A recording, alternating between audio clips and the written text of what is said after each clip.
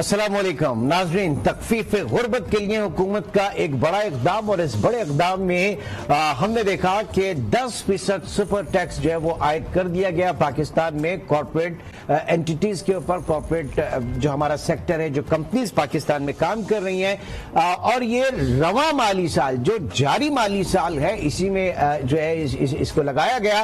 तो इसके जो आप कह लें कि फर्स्ट सेकेंड थर्ड क्वार्टर तक के जो आमदन है उस पर ये 29% टैक्सेस की शरह थी, और फोर्थ क्वार्टर में जो है वो 10% बढ़ जाएगी। एडिशनल टैक्स बर्डन होगा, 39% कॉर्पोरेट टैक्स जो है वो शामिल हो जाएगा इसमें सुपर टैक्स के साथ। और आज हमने देखा कि पाकिस्तान स्टॉक एक्सचेंज में इंतहाई एक एहतजाज हुआ। जो मार्केट में ट्रेडिंग है, जिस तरीके से मार्केट गिरी, आज तकरीबन 2-2.5 पॉइंट्स मार्केट गिरी, और थोड़ी बहुत करेक्शन के साथ मार्केट बंद भी हुई, बट ये कि एक जो है अपना एहतजाज जो है वो मार्केट ने रिकॉर्ड कराया, क्योंकि कंपनीज के मुनाफे जो है उनके ऊपर कारी ज़र्ब लगेगी। और इसमें जो सेक्टर्स, जिन सेक्टर्स की बात की जा रही है उसमें बैंकिंग सेक्टर है, आपका सीमेंट सेक्टर है, एयरलाइन सेक्टर है, टेक्सटाइल सेक्टर है, इसके साथ साथ ऑटोमोबाइल है, ऑयल मार्केटिंग कंपनीज जो हैं, ऑयल एंड गैस कंपनीज जो हैं, फर्टिलाइजर, केमिकल,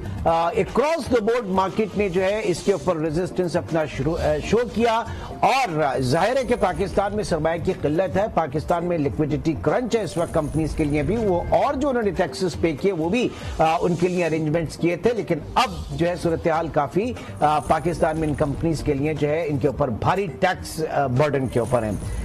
माहिर मालियाती उमूर हनीफ अजारी साहब इस वक्त हमारे साथ मजीद उनकी राय लेना चाहेंगे। जी अजारी साहब, हुकूमत का ये कहना है कि इस वक्त जिन मुश्किल हालात में हुकूमत फंसी है, और जाहिर है कि इन्फ्लेशन, महंगाई की जो लेवल है तारीखी रिकॉर्ड लेवल पे है, तो एक गरीब आदमी को रिलीफ देने के लिए जो इससे पहले भी कहा था कि जो दौलतमंद हैं, जो ऐसे सेक्टर हैं जो टैक्स बेयर कर सकते हैं, उनके ऊपर मजीद टैक्स लगा दिया गया, रादर देन कि आप नए लोगों को इस टैक्स रेवेन्यू के अंदर लेकर आते हैं। हनीफ साहब, सबसे बड़ी चीज ये हुई कि ये बड़ी शॉकिंग न्यूज थी कॉर्पोरेट सेक्टर के लिए, और आज ही सुबह प्राइम मिनिस्टर साहब ने रिवील की।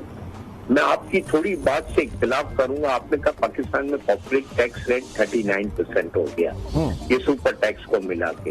आपने 2% वर्कर वेलफेयर फंड और 5% वर्कर्स पार्टिसिपेशन फंड नहीं लिया, 46%. Okay. That is the highest ever tax paid by any corporates in the region. Not I am telling you in Pakistan.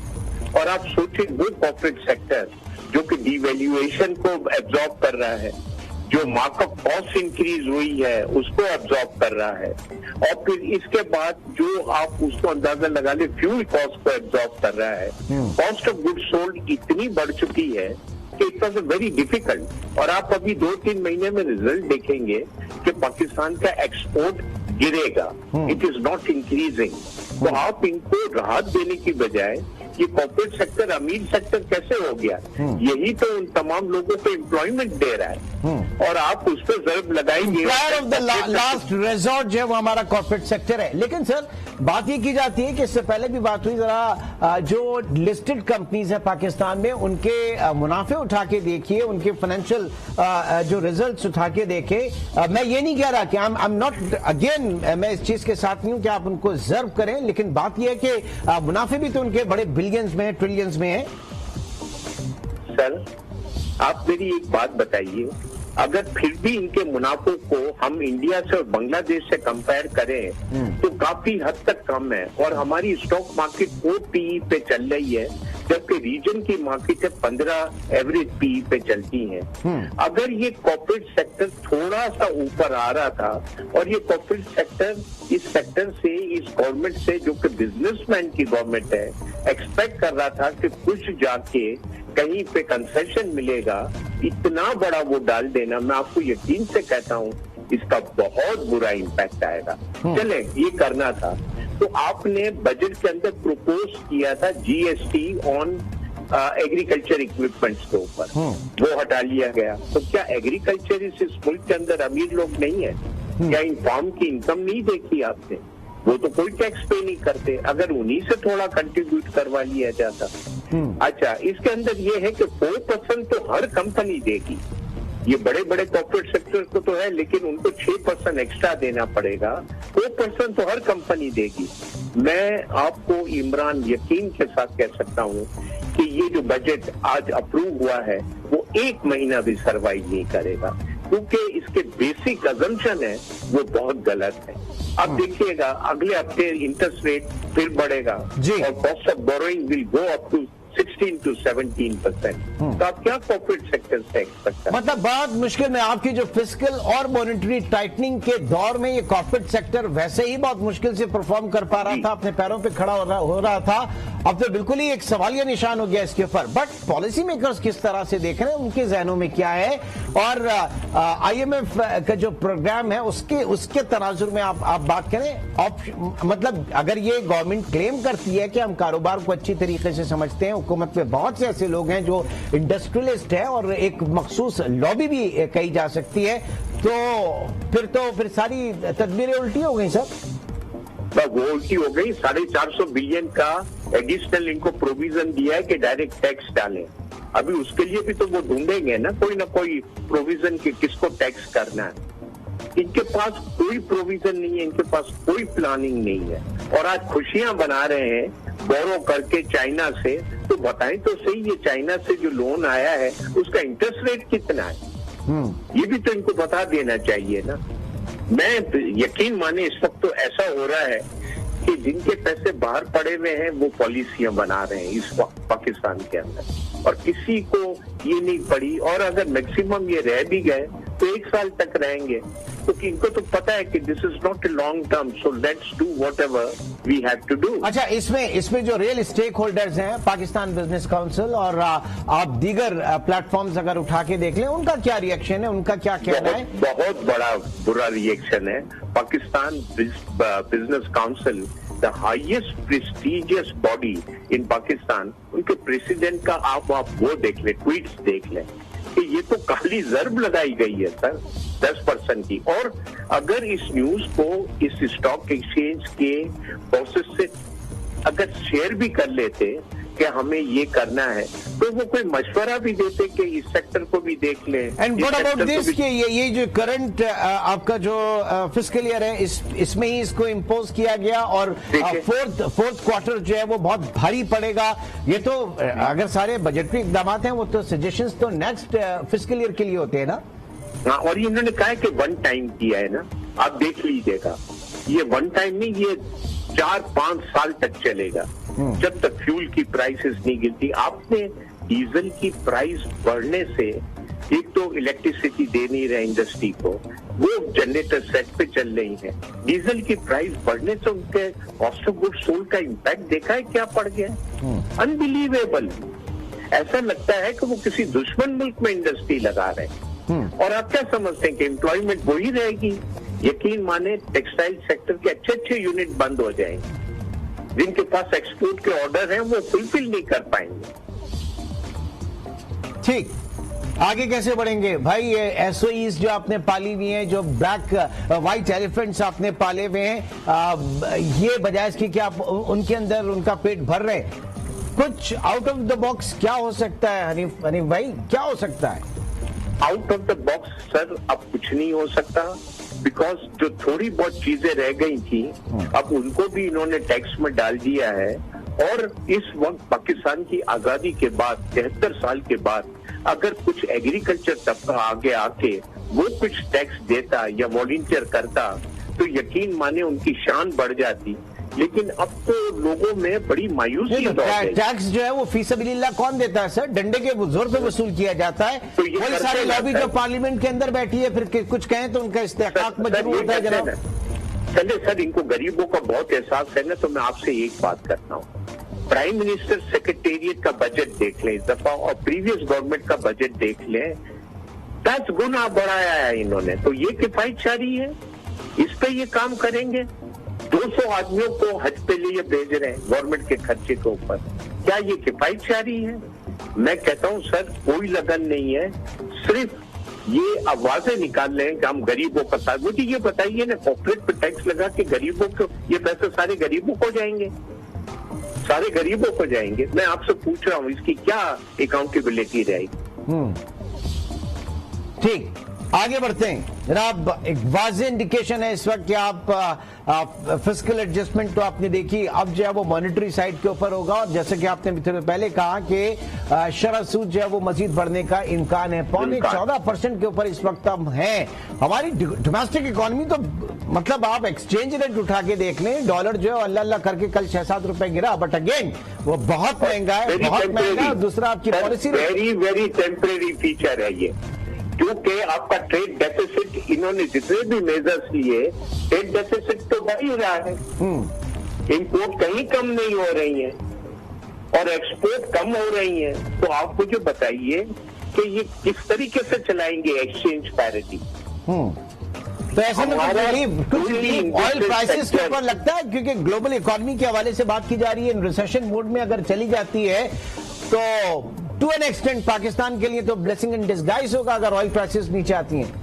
Sir, इन्होंने जो budget बनाया था वो 103 पे बनाया था। 100 आज की भी जो 103 पे 103 पे, while that was hovering around 120-125 103 पे बनाया था। और ये 100 दफा सवाल किया गया हमारे प्राइम मिनिस्टर से कि आप बताएंगे आपने क्या प्रोविजन रखा और किस एक्सचेंज रेट पे ये रखा है। तो आज भी 106 है ना, तो उससे नीचे नहीं आया। और आप और मैं जानते हैं, चाहे कोई भी गवर्नमेंट हो, जब फ्यूल की प्राइसेस $10 रह गई तो इस अवाम को क्या पास ऑन किया गया था? कुछ नहीं, ये तो लग गया सर। अब मसला यह है कि इस वक्त कहीं से समझ में नहीं आ रहा, इतने सारे काबिल दिमाग जो है वो हुकूमत में शामिल हैं, और इसमें कोई शक नहीं कि उनको बहुत मुश्किल हालात में हुकूमत मिली थी, लेकिन अब तो और ज्यादा क्रिटिकल सिचुएशन हो गई है। वो पूरा सेक्टर जो आपको LSM ग्रोथ के हवाले से आप कह रहे थे कि जनाब आपको सपोर्ट किया, मतलब हुकूमत का कहना है सपोर्ट किया ना, वही LSM इस वक्त जो है उसकी तो आपने बैसाखियां निकालनी सारी। एक बात बताऊं आपसे, आज तक पाकिस्तान की तारीख में नहीं हुआ जब असेंबली में बजट पेश किया गया, उसके डॉक्यूमेंट पे देखे हेडिंग लगी हुई थी प्रोविजनल नंबर। ये आज तक कभी नहीं किया गया, और उसके टेबल पे भी वही लिखा गया था। तो इनको खुद को मालूम था कि ये बजट एक्सेप्टेबल नहीं होगा। और सॉवरेनिटी को पाकिस्तान को 75 साल हो गए, इस बजट की हर आइटम को IMF ने वेरी किया है और उसको वेरीफाई की। तो आप कैसे कह सकते हैं कि आप आजाद हैं, आपके डिसीजन बहुत आजाद हैं? और ये जुमले कह देना मिर्जा साहब ने कि मेरी भी इंडस्ट्री पे लग गया है, मैं भी 20 करोड़ रुपए भरूंगा, this is not an answer.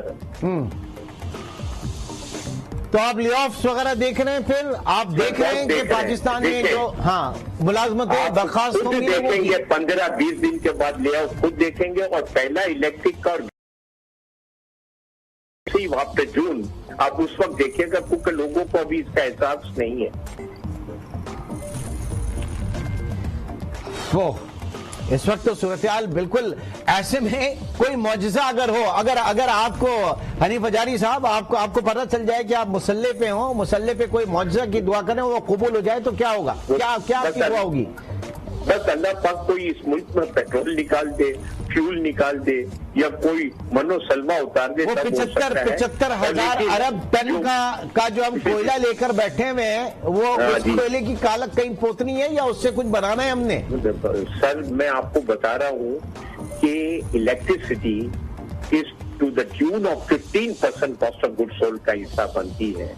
अगर वो इतनी तेजी से बढ़ गई बिल में, और आप इसको डीजल से चलाने के लिए आपको जो जनरेटर सेट चलाने पड़ते हैं, आप कॉस्ट ऑफ गुड्स सोल्ड देखिएगा ना, ग्रॉस मार्जिन देखिएगा इंडस्ट्री का। हनीफ भाई हमारे साथ ही मौजूद रहिएगा। असद अली शाह साहब, माहिर मालियाती उमूर भी हमारे साथ। साहब, मुझे पता है आप ट्रैवल कर रहे हैं, आपसे बात कनेक्शन का प्रॉब्लम हो रहा है, लेकिन फिर भी ये कितना बड़ा डिजास्टर आप ये कहेंगे आज जो सुबह कॉर्पोरेट सेक्टर के ऊपर हुआ 10% सुपर टैक्स? जी,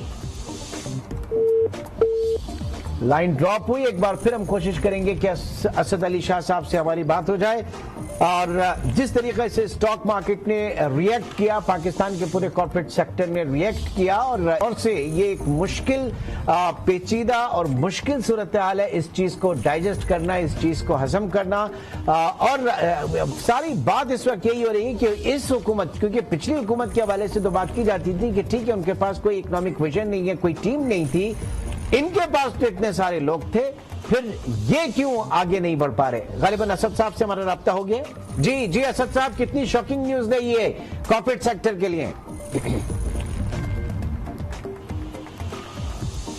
अच्छा जी, एक बार फिर राब्ता मुनक़ता हुआ। हनीफ साहब हमारे साथ ही मौजूद हैं। हनीफ साहब,